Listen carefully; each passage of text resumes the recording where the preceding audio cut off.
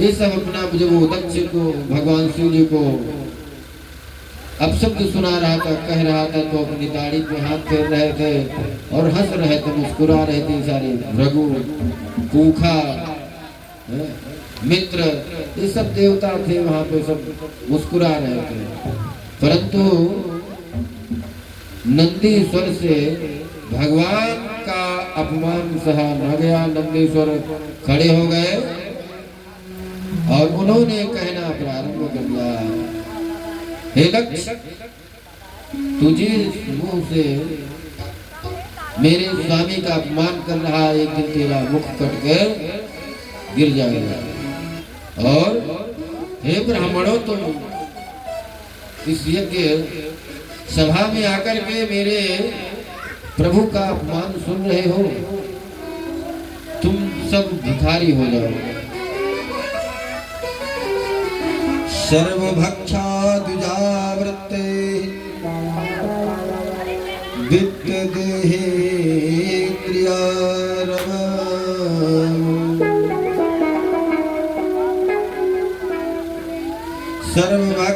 सर्वभक्षाद्विजावृत्ते धृतविद्या तपोव्रता वित्तेन्द्रिया रामायातिकः विचरन्ति। तुम लोग ब्रह्म विद्या से विहीन हो जाओ और गली गली नंदीश्वर का श्राप जो है, नंदीश्वर का श्राप ब्राह्मणों को लगा और इस प्रकार नंदीश्वर अपने प्रभु के साथ में वहां से चल कर के चले आते हैं। भगवान शिव जी को कोई फर्क नहीं पड़ा, कोई इनको गालियां दे, स्तुति करे, कुछ भी करे, कोई मतलब नहीं। शिव जी तो बहुत भोले भाले हैं।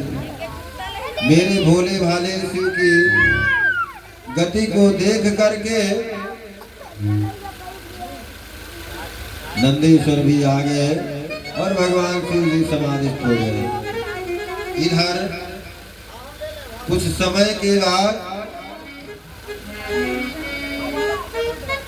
समय के बाद ब्रह्मा जी ने दक्ष को प्रजापतियों का अधिपति बना दिया। जब अधिपति हो गया तो उसने क्या किया, फिर से एक यज्ञ का आयोजन किया। और कहते हैं ना,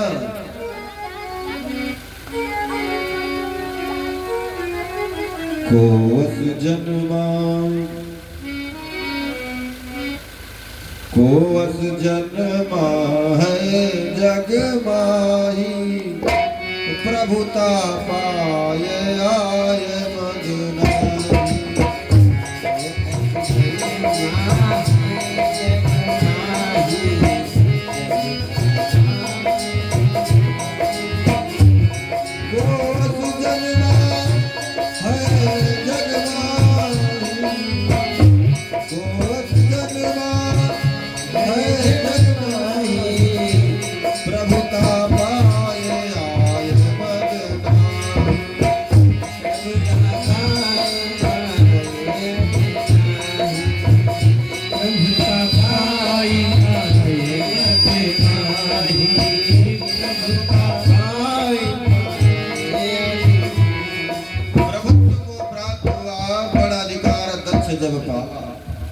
अधिकार जब मिला तो उसने फिर से कनखल क्षेत्र में यज्ञ का आयोजन किया। और इस यज्ञ में अब की बार छोटे से छोटे देवताओं को निमंत्रण दिया, अब की बार शिव जी को बुलाया ही नहीं। और जैसे कि कार्ड दिया जाता है तो लोग कहते हैं, उसमें नोट में लिखा देते हैं कि भैया मेरे यहाँ विवाह है, बच्चों का बाल अनुग्रह होता है कि मेरे चाचा की शादी में जुलूल जुलूल आना। वैसे इसमें लिखा था कार्ड में, सबको कार्ड मिला, कृपया कैलाश के शिखर पे होते हुए अपने विमान को नीचे करके लेते हुए आना। इधर भगवान शिव जी समाधित हैं और सती ने देखा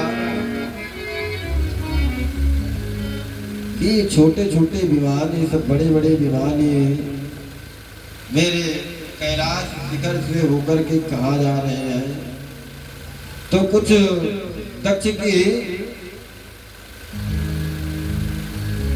27 पुत्री जो थी चंद्रमा के साथ विवाह हुआ था। चंद्रमा के साथ में दक्ष की 27 पुत्रियों का विवाह हुआ था। वो लोग बिल्कुल पास से विमान लेकर के निकले, कहने लगे बहन तुम्हें चलोगी नहीं? बोले कहाँ? बोले पिताजी ने यज्ञ का आयोजन किया है, क्या तुमको बुलाया नहीं? ऐसी बात कहेंगी जो मन को कचोट जाए। चलो मैं तो जा रही हूँ, मैं पिताजी से कहूंगी तुमको भी बुला ले। इस प्रकार से बहनों ने टिटोलिया लिया, देवी सारे देवता लोग जा रहे हैं और कह करके जा रहे हैं आइए चलिए। अब सती जी का मन हुआ कि मेरे विवाह के बाद अभी सती जी अपने मायके नहीं है और पास में कितनी दूर है, जा सकता है, परंतु विद्वेष मानता था दक्ष। सती जी की स्थिति को देखकर और सती जी ने भगवान शिव जी को हिलाया डुलाया, स्वामी जगो जगो। तो शंकर जी जग जाते हैं। बोले क्या क्या कह रही हो सती? कहने लगे हे नाथ, हे स्वामी, आज देखो हमारे द्वार से हमारे कैलाश की शिखर पे कितने भी मान जा रहे हैं और हमको पता चला है, लगा है कि मेरे आपके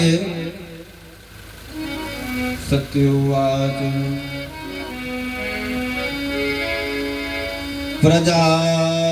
प्रजापतेस्ते स्वसुरस्य साम्प्रतं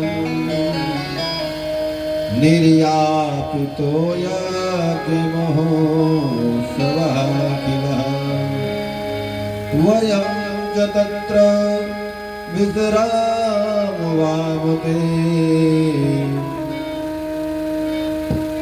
यद्यर्पितामि विबुधा।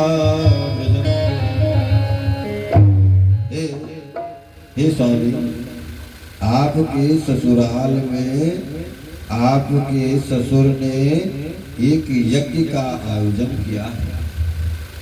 देखो सारे विमान उधर को जा रहे हैं और हमें चलना चाहिए। बोले और देखो आज तक की बात बताऊं, माताएं लोग कहती कि हमारे मायके में ये होता है, हमारे मायके में ये है, हमारे यहाँ ये है। सती जी ने कुछ ऐसा नहीं कहा। प्रजापतिस्ते ससुरस्य साम्प्रतं, आपके ससुर ने आपके यज्ञ रचा है और यज्ञ रचा है तो हम लोगों को चलना चाहिए। तो बोले ठीक है चलना चाहिए, अच्छी बात है। कोई चिट्ठी उट्ठी आई है, कोई निमंत्रण आया है, कोई कार्ड आया है, कुछ आया है?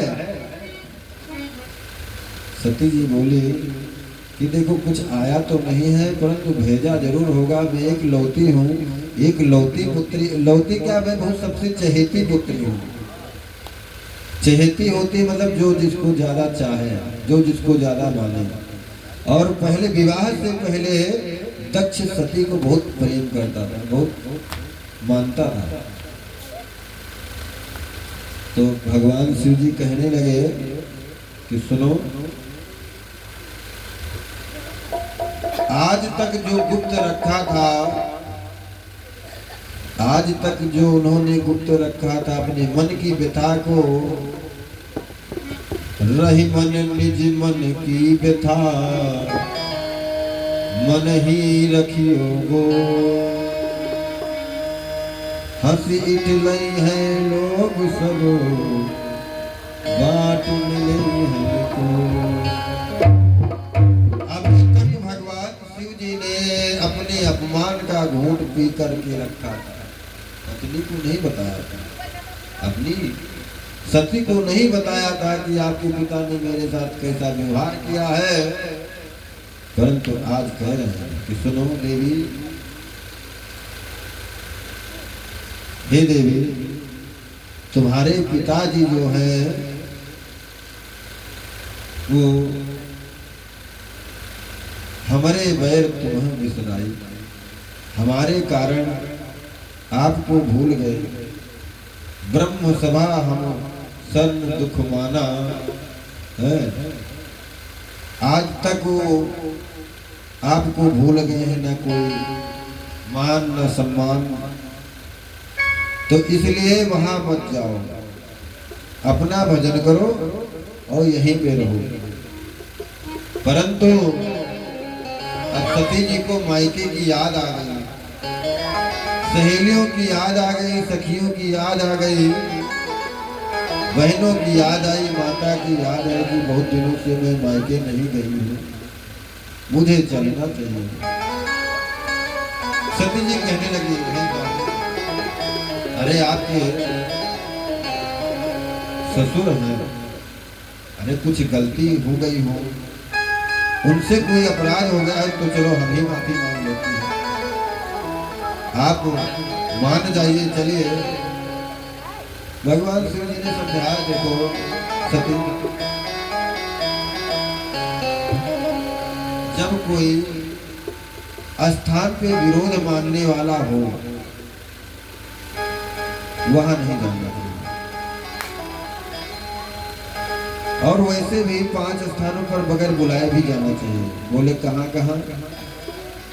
बोले मंदिर में कोई बुलावे या ना बुलावे जाना चाहिए, भगवान की कथा में कोई बुलावे या ना बुलावे जाना चाहिए, गुरु आश्रम में कोई बुलावे या ना बुलावे जाना चाहिए, और जब किसी का अंतिम समय आ जाए कोई बुलावे या ना बुलावे जाना चाहिए। परंतु जहाँ पर कोई विरोध मानने वाला होता है वहां पर जाने से कल्याण नहीं होगा। सती जी नहीं मानते और कहते हैं भगवान शिव जी जो है अंतर्यामी है। सती की दशा को समझ गए, मन ही मन में दशा को समझ जाते हैं कि दक्ष सुता का नहीं कल्याण, इसका कल्याण होने वाला नहीं है। ये अब जा तो रही है पर लौट कर नहीं आएगी। ऐसे उन्होंने देखा और कहा, भांति अनेक शंभु समझावा और भावी बस में ज्ञान उमरावा, बहुत प्रकार से समझाया। सती को कुछ